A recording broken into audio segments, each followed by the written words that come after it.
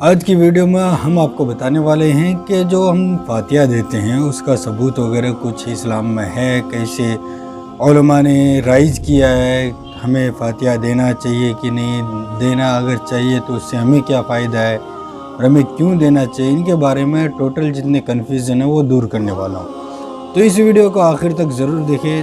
چلیے شروع کرتے ہیں۔ سب سے پہلے میں آپ کو ڈائریکٹ کتاب سے ہی بتاتا ہوں ہمیشہ، تو ابھی بھی کتاب سے ہی بتاؤں گا۔ اس میں کتاب میں بتایا گیا ہے کہ تمام اہل سنت و جماعت کا متفقہ عقیدہ ہے کہ بدنی اور مالی عبادتوں کا ثواب ارواح کو بخشنا جائز ہے۔ اب یہ کیسے ہے وہ میں آپ کو بتاتا ہوں۔ اب یہ جو مسئلہ بتایا گیا ہے یہ قرآن عظیم، احادیث مبارکہ اور اقوال فقہائے کرام سے ثابت ہے۔ ثواب کا انکار خلفائے راشدین اور دیگر صحابہ میں سے آج تک کسی نے نہیں کیا ہے۔ خود حضور پنڈ صلی اللہ تعالیٰ علیہ وسلم کی جوزہ محترمہ حضرت خدیجۃ الکبریٰ رضی اللہ تعالیٰ عنہا کا جب وصال ہوا تو آپ ہر سال بکری ذبح کر کے ان کا گوشت فقراء میں تقسیم فرماتے رہے، جو ایصال ثواب کا سب سے بڑا ثبوت ہے۔ آگے بتایا گیا کہ حضرت معاذ رضی اللہ تعالیٰ عنہ اپنی ماں کے ایصال ثواب کے لیے کنواں کھدوایا اور فرمائے یہ ام سعد کا کنواں ہے۔ اور حاشیے میں بتایا گیا خزائن و روایت میں مذکور ہے کہ حضور تاجدار حرم صلی اللہ تعالیٰ علیہ وسلم نے حضرت امیر حمزہ رضی اللہ تعالیٰ عنہ کی شہادت کے بعد تیسرے 7ویں دن 6 ماہ اور سال کے بعد ان کے ایصال ثواب کے لیے صدقہ فرمایا۔ امام اعظم رضی اللہ تعالیٰ نے حضرت امام محمد اور حضرت امام یوسف سب کے نزدیک ایصال ثواب ہی کی مختلف صورتیں 30واں 10واں 40واں اہل سنت و جماعت میں جاری کیا ہے۔ چنانچہ حضرت حاجی امداد اللہ مہاجر مکی رحمۃ اللہ علیہ تصدیق فرماتے ہیں کہ 11ویں حضرت غوث پاک رضی اللہ تعالیٰ عنہ کی 10واں 20واں چالم ششمائی سالنامہ وغیرہ اور توشہ حضرت شیخ عبدالحق ایصال ثواب کے اسی قاعدے پر مبنی ہے۔ حضرت شیخ مجدد الفسانی رحمۃ اللہ علیہ ایک عقیدت مند کو اپنے مکتوب شریف میں فرماتے ہیں کہ آپ کی جو نیت درویشوں کے لیے روانہ کی تھی جو وہ مل گئی ہے اور اس پر سلامتی کے لیے فاتحہ بھی پڑھ دی ہے۔ تو اب معاملہ بالکل صاف ہو گیا کہ خود حضرت شیخ مجدد علیہ الرحمہ کی خدمت میں عقیدت مندوں کی جانب سے نیاز کے لیے چیزیں پیش کی جاتی تھی، ان پر فاتحہ بھی پڑھی جاتی تھی۔ حضرت شیخ عبدالحق محدث دہلوی علیہ الرحمہ حکم دیتے ہیں کہ میت کے مرنے کے بعد اس کی طرف سے 7 روز تک صدقہ دیا جائے۔ حضرت مجدد الفسانی رحمۃ اللہ علیہ ہدایت فرماتے ہیں کہ ہر گھڑی دعا و صدقہ کے ذریعے ان کی مدد کرتے رہو۔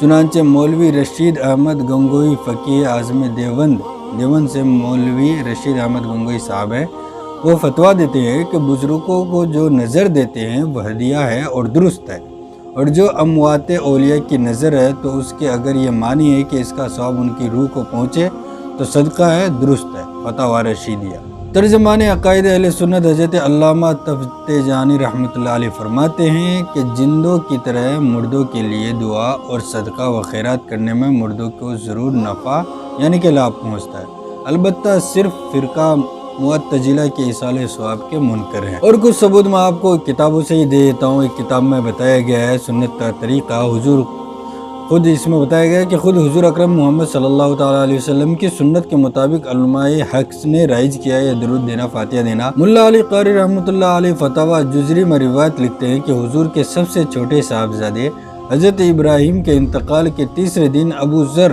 رضی اللہ تعالیٰ عنہ آپ کے پاس اونٹنی کا دودھ اور جو کی روٹی اور کچھ کھجوریں لے کر حاضر ہوئے اور آپ کے سامنے رکھ دیا، تو آپ نے ایک بار الحمدللہ شریف اور 3 بار قل اللہ شریف اور اللہم صلی علی محمد انت بہا اہل ہوا لہا اہل پڑھ کر دست مبارک اٹھا کر فرمایا خداوند کریم اس کا ثواب میرے بیٹے ابراہیم کو پہنچا، اور ابو ذر سے فرمایا کہ اس کو تقسیم کر دو۔ حضور اکرم صلی اللہ تعالیٰ علیہ وسلم کا اس طرح کرنا اور فرمانا فاتحہ مروجہ کی بہت بڑی دلیل ہے۔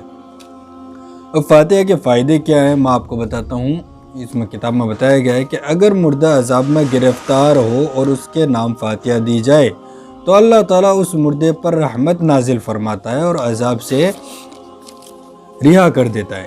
ابن کلابہ رضی اللہ تعالیٰ عنہ سے روایت ہے کہ انہوں نے فرمایا کہ میں نے خواب میں ایک مقبرہ دیکھا کہ اس کی سب قبریں شک ہو گئی اور مردے نکل آئے اور بیٹھے ہیں، اور ہر ایک کے سامنے ایک نور کا طباق رکھا ہوا، تھالی رکھا ہوا ہے، مگر ایک شخص جو میرے پڑوسیوں میں سے تھا اندھیرے میں بیٹھا تھا، اس کے سامنے نور نہیں تھا۔ میں نے اس سے دریافت کیا کہ تیرے پاس کیوں نور نہیں؟ اس نے جواب دیا، سب لوگوں کے اولادیں، دوست، احباب ان کے لیے دعا ہی کرتے ہیں، صدقہ کرتے ہیں، اسی سبب سے سب کو نور ملتا ہے، اور میرا بیٹا فاسق ہے، میرے لیے نہ دعا کرتا ہے نہ صدقہ دیتا ہے، اسی سبب سے میں اندھیرے میں رہتا ہوں اور اپنے ہم چشم میں شرمندہ رہتا ہوں۔ یہ دیکھ کر خواب سے بیدار ہوا، میں نے اس شخص کے لڑکے کو بلایا اور جو کچھ دیکھا تھا بیان کیا۔ اس کے لڑکے نے حضرت سے کہا کہ میں آپ کے سامنے فسق و فجور سے توبہ کرتا ہوں اور اقرار کرتا ہوں کہ ہمیشہ اپنے باپ کے واسطے دعا کروں گا۔ حضرت فرماتے ہیں کہ پھر کچھ دنوں کے بعد میں نے اس قبر کو خواب میں دیکھا۔ اس شخص کے آگے ایسا نور دیکھا کہ آفتاب سے زیادہ روشن تھا، اور اس نے مجھے دیکھ کر کہا، جزاک اللہ خیر۔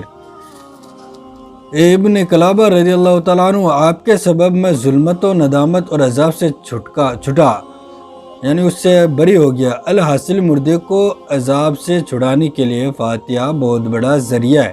انبیاء اور بزرگان دین کے فاتحہ سے بڑی بڑی مشکلیں آسان ہو جاتی ہے، برکتیں نازل ہوتی ہے، فاتحہ دینے والوں کی مصیبتیں دور اور تکلیف کافور ہو جاتی ہے۔